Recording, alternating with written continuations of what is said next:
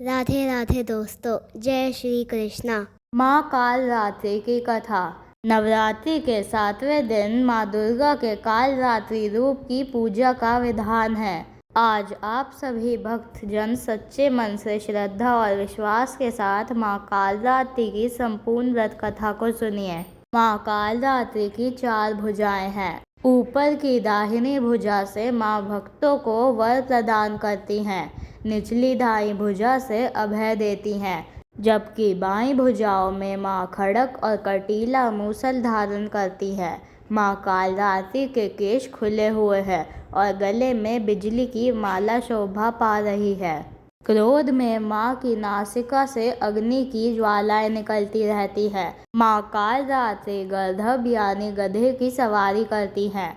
माँ कालरात्रि के इस भयंकर स्वरूप को देखकर असुर और नकारात्मक शक्तियाँ भयभीत रहती हैं, लेकिन माता कालरात्रि अपने भक्तों पर परम अनुकंपा दर्शाने वाली हैं। भक्तों के लिए सुलभ और ममतामय होने के कारण माता को शुभंकरी भी कहा जाता है।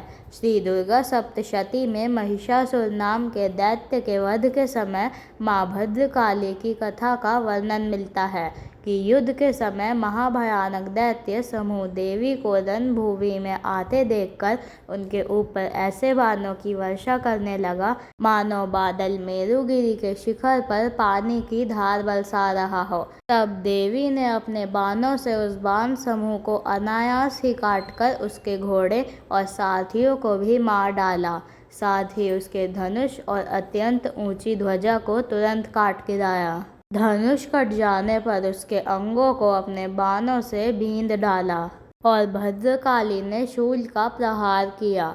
उससे राक्षस के शूल के सैकड़ों टुकड़े हो गए और वह महादैत्य प्राणों से हाथ धो बैठा। इसी प्रकार चंड और मुंड के वध के लिए माँ विकराल मुखी काली प्रकट हुई। मार्कंडेय ऋषि कहते हैं कि इसके बाद शुंभ की आज्ञा पाकर वह चंड मुंड आदि दैत्य चतुरंगिनी सेना के साथ अस्त्र शस्त्रों से सुसज्जित होकर चल पड़े। फिर गिरिराज हिमालय के स्वर्ण में ऊंचे शिखर पर पहुंचकर उन्होंने सिंह पर बैठी देवी को देखा। उन्हें देखकर दैत्य लोग तत्परता से उन्हें पकड़ने का प्रयास करने लगे। तब देवी अंबिका ने उन शत्रु के प्रति बड़ा क्रोध किया।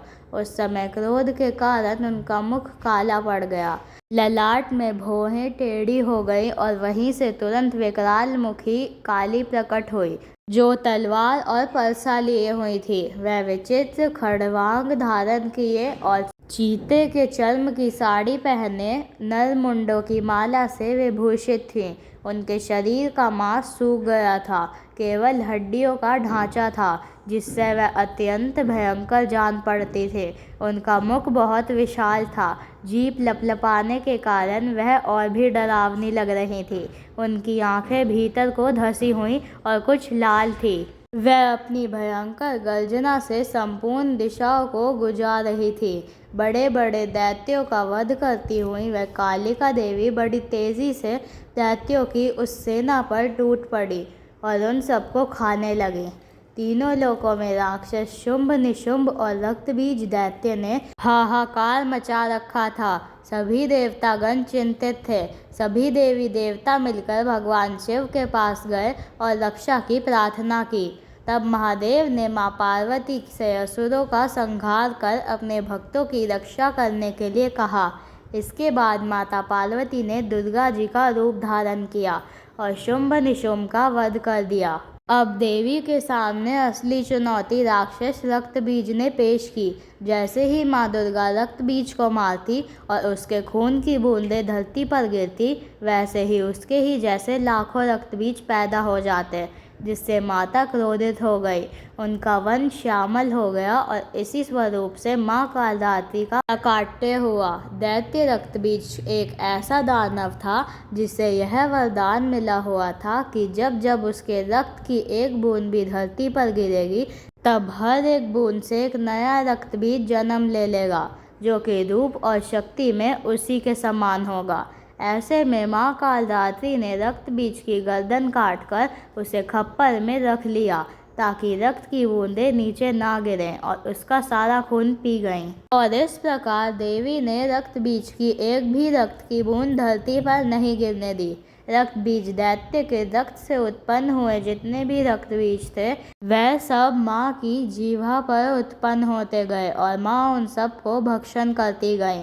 इस प्रकार रक्त बीज दैत्य शक्तिहीन हो गया और फिर माँ काली ने रक्त बीज का वध कर दिया। इस प्रकार माँ काली सदैव अपने भक्तों की रक्षा के लिए तत्पर रहती हैं। आइए अब सुनते हैं माता काली की दूसरी पौराणिक कथा।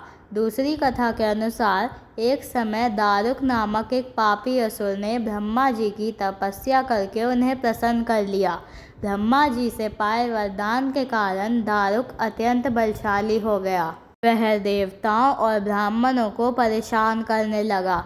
वह उन पर अत्याचार करने लगा और धार्मिक अनुष्ठान यज्ञ बंद करवा दिए और स्वर्ग को चला गया।